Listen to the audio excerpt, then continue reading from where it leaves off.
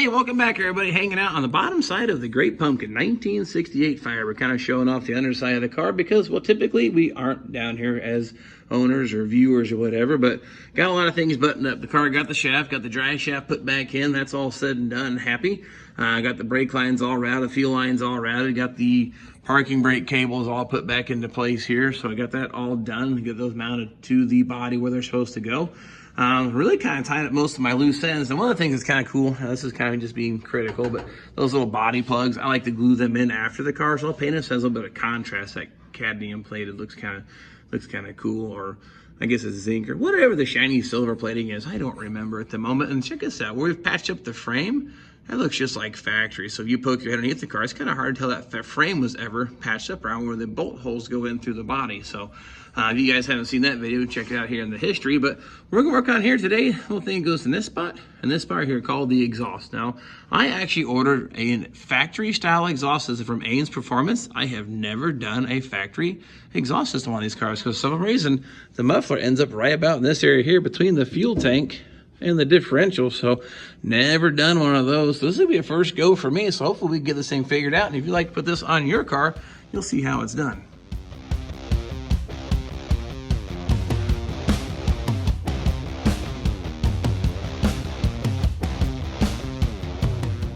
I'm going to show you what we have here, but I'm actually a little embarrassed to admit that I had no idea how that went together.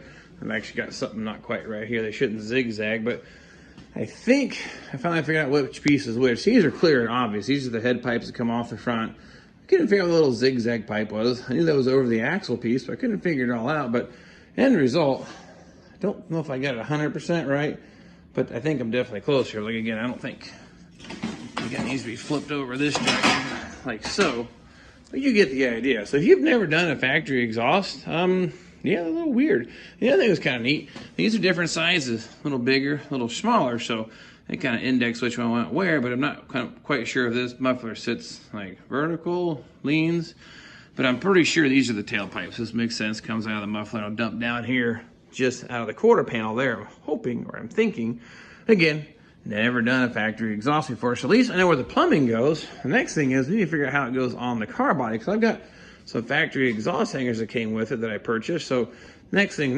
figure where the heck these things go. So what we have here, there's ones here, I recognize these. Of course, there's a bolt pattern here, and these here that actually matches up to the floor pan of the car. I'll show you that here in just a second. And those are the tailpipe hangers, but I run into a little situation when I'm looking around the car. Let me show you what I got, and then we'll come up with a solution. But end result, let's talk about here. The hangers are right up there. See those little two bolt holes? Bink, bink. This is the passenger side. You have the same thing on the driver's side. That's where the muffler hanger goes. Now on the frame rail, there's supposed to be two holes, which you see little marks here. And there's supposed to be a little nut insert built into the frame on 68. Now, fortunately, we have 1969 convertible frame rails, which are a lot thicker material. So I'm going to drill the holes out and tap them so I can hang in the tailpipe hanger. But you might be asking yourself, how the heck did I find the location for these? Let me show you a little trick. Ta-da! Simple as that. Check this out. It's a template made out of tape. As you can see, here are 3 alignment holes. That's what I'll use for a point of reference. And then I, of course, traced out the frame on the bottom here, line it up, and that's where I put the holes. Now, where the heck did I get this information, you say? Well, it's pretty simple. Let me peel this bad boy right off of there. And let's walk over here and check this thing out right here. The original 1968 frame rail from the Great Pumpkin here. This is out of this car. I just couldn't bring myself to throwing them away yet. Now I'm kind of glad that I did, because here's those 3 holes that I can say reference between the 2 frame rails. And here's the factory 2 holes here. One is here. The one is actually here, kind of dirty and nasty. It's never been used, but you can see there's some holes mounted in place. And this is where someone else mounted a tailpipe hanger once inside. So basically what I did was took some tape, laid it on top of the frame rail. Like I said, then we use those for alignment, line this up with the frame. Then I marked my 2 spots here, and then basically transferred it over here to the new frame rail, so I know exactly where to drill. Now, fortunately, I also still have the driver's side frame right there, so I'll probably do the same technique to locate where the tailpipe hanger goes.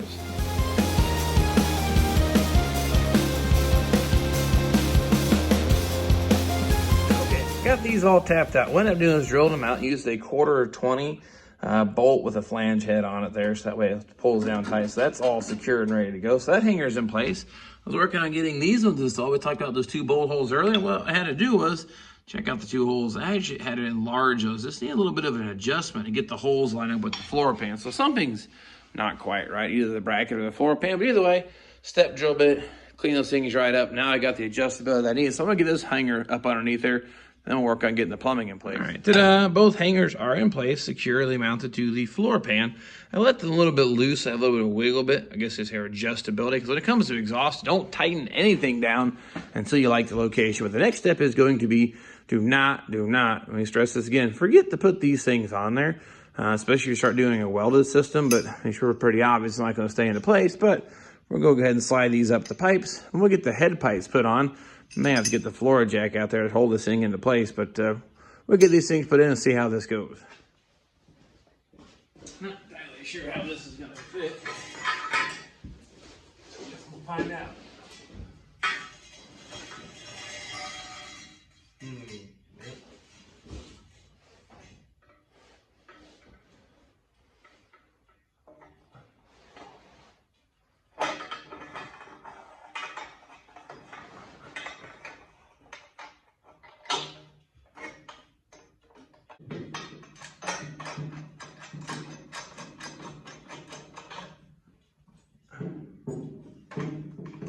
Well, so far so good. Check out these pipes. They actually bent them pretty nice. I used the lock washer and the nut. I had a hard time getting the lock washer up into place, but went ahead and got the other side on. Bent real nice. I'll show you how it clears the steering system. Coming back here where it goes underneath the cross member. Lines up good. And check this out. It even has some flat spots there, as if you had a convertible car to help it clear that X-ray. So these are the neat little details that if you're trying to build a factory correct or a car, you don't have to modify the exhaust on a convertible. This might be the way to go. Let me show you the driver's side. Okay, here on the driver's side, I want to show you a little something if I can get down in here. You can see the pitman arm has a nice radius. Kind of follows the contour of the exhaust. If it didn't have that radius line, I don't think it would clear the downpipe on this. So they did take that into consideration when assembling this exhaust system. So I really like the fitment of this thing so far. So next thing, as you can see what I got underneath the car, I have the floor jack kind of supporting the pipes at about the right elevation. I'm gonna start putting the next section of pipe on that, hopefully figure out that muffler. Okay, before we climb back under the car, I kind of laid out here in order. 2-inch clamp, 2 1/4 inch clamp, and you'll see here, 2 1/4 inch, and then a 2-inch clamp.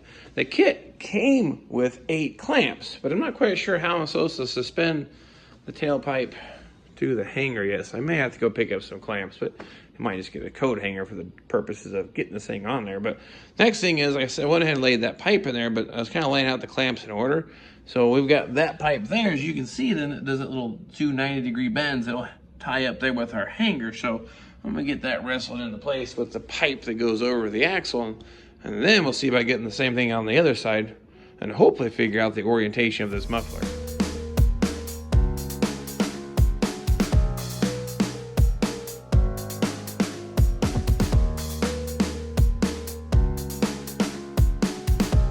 Okay, well at this point, I've just got everything kind of laid into place. Got the exhaust hanger supporting some of the weight, but not too much of it there. Same thing on the driver's side. Now these pipes are kind of say resting here. I'm gonna try to wrestle the muffler in here and figure out if it is, I'm pretty sure the larger pipe comes into the bottom and the muffler's gonna mount this way and the smaller pipe comes out the top. So let's figure this thing out, I guess.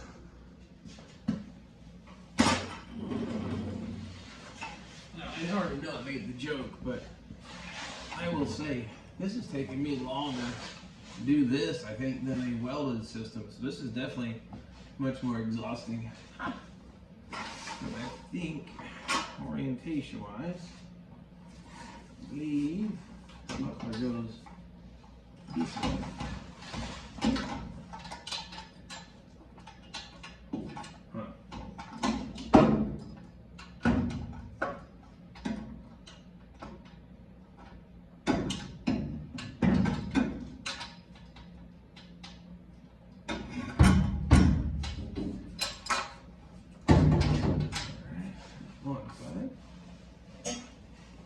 I'll see about getting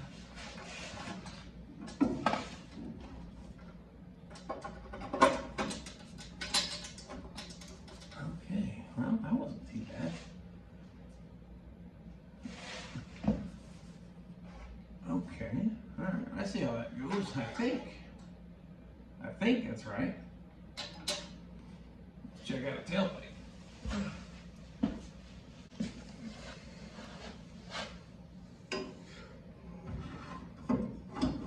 Well, looks like I need to rotate the muffler back a little bit. That just might do it.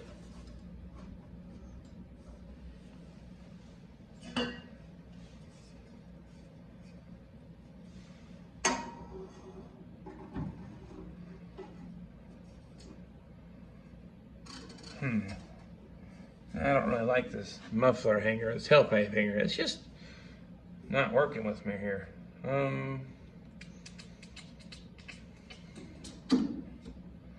May have to take that off and see what it looks like. There we go. Rip the tailpipe hanger that shows correct for this vehicle off, and check this out. Everything lines up pretty good. Tailpipe peaks out here right in the quarter panel, kind of where I like them poke out at. The axle clearance on the pipes looks really good. So the mystery I need to figure out is what in the absolute heck is wrong with this hanger? Because that's what the book says is right for it. Again, I'll tell you, this factory exhaust stuff is kicking my butt. It is wearing me out. It's exhausting. That joke's getting kind of old, but you know what I'm trying to say. I think what we're going to do next, so I'm going to start snugging all the clamps up, get everything tightened up and snug, make sure I like the fitment, and then I'll do some homework on this hanger, see what we can figure out.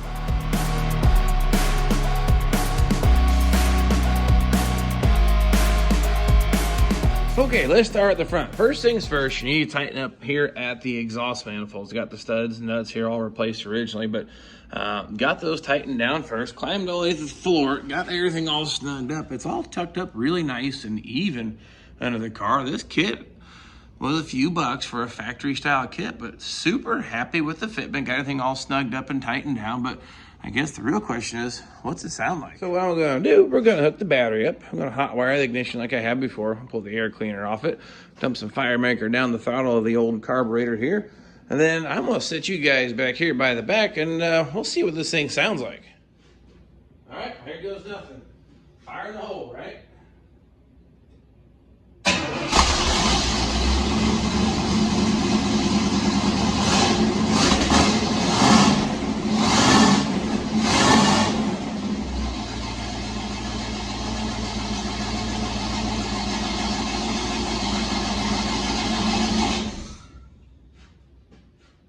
Hey, so there you go. The exhaust on the Great Pumpkin is installed.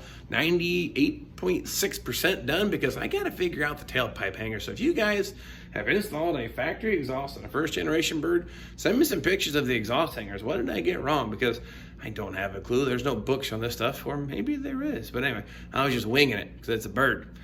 Stop. Okay, enough with the puns, but nonetheless, engine runs great, sounds phenomenal. The exhaust actually has a nice little tone to it. Really kind of like it. Kind of fits the build here. He wanted a factory style rebuild on this car with a couple little custom touches. We got a few popping here on the inside you'll be seeing here soon, so you don't want to miss those. But again, if you can tell me what I did wrong on those tailpipe hangers, hit me up in the messages, please. I would like to have the answer, or maybe I just got to make my own. That's probably what's going to end up happening. But nonetheless, okay, next go around, you see some sheet metal hanging on the car now. I got some doors. I'm going to hang some fenders and start fixing those things up. They had some rust holes, so back to a little bit of body working and metal working. And once all the metal work is finished, we're going to start doing some body work. So if you don't want to miss that part, how-tos, how not, or my favorite way to say it, the right way, the wrong way, and the VVG way. So that's what we're going to do on the body work. So love it, hate it, or indifferent, I'll learn to get how I get these things straight and make it look real nice. So nonetheless, I'll grab the camera next time, whatever adventure may be. I'm not exactly 100% sure, but it's going to have something to do with this car right here. And of course, let me know what I did wrong on the hanger. So appreciate you following me on that journey. We'll grab the camera, and we'll catch you guys next time.